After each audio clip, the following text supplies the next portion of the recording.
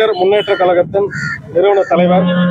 இன்று சமூக வலைதளத்தில் வைரலாகி கொண்டிருக்கும் 5ஆம் தமிழ் சங்கம் நிறுவனர் பாண்டியன் அவர்கள் குறிப்பாக தெலுங்கு பேசும் நாயுடு பெண்களை ரொம்ப இழிவாக பேசி, பெண்கள் எல்லாம் இப்படி எல்லாம் போய்விட்டு வருவார்கள் என்று சொல்லி இப்படி எல்லாம் தகாத வார்த்தைகளாக பேசிக் கொண்டிருக்கிறார்.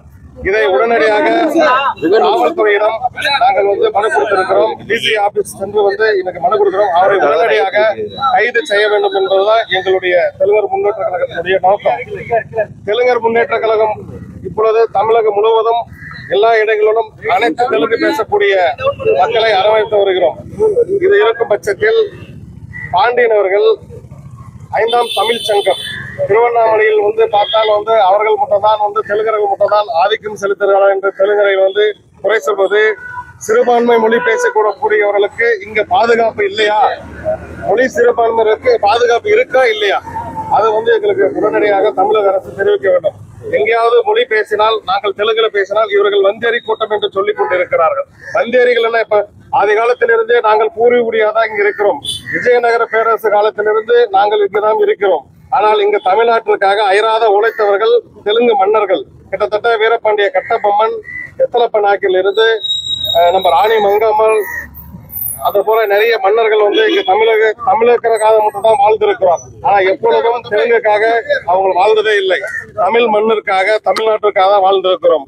இது மட்டுமல்ல, 5ஆம் தமிழ் சங்கம் எப்பொழுதும் குறைச்சொல்லிதான் இருக்கிறார்கள். நாங்கள் வந்தேர்கள் கூட்டம் அல்ல, இங்கே வாழ்ந்த கூட்டம் தான் நாங்கள்.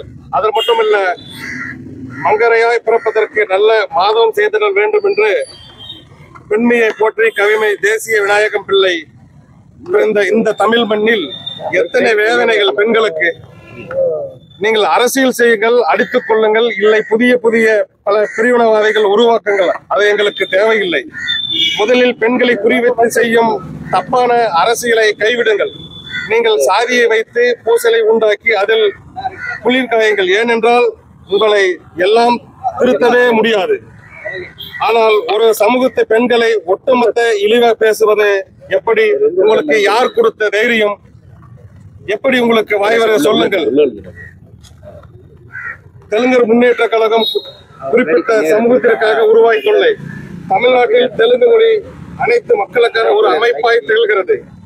5ஆம் தமிழ் சங்கம் பாண்டியன் என்னும் அயோக்கியன் நாயுடு சமூகத்தை வந்தேரி என்று சொன்ன போது நாங்கள் வாய் மூடி அமைதி காத்தோம். சரி, காழ்ப்புணர்ச்சியை வன்மத்தை வெளிப்படுத்துகிறது என்று விட்டுட்டோம்.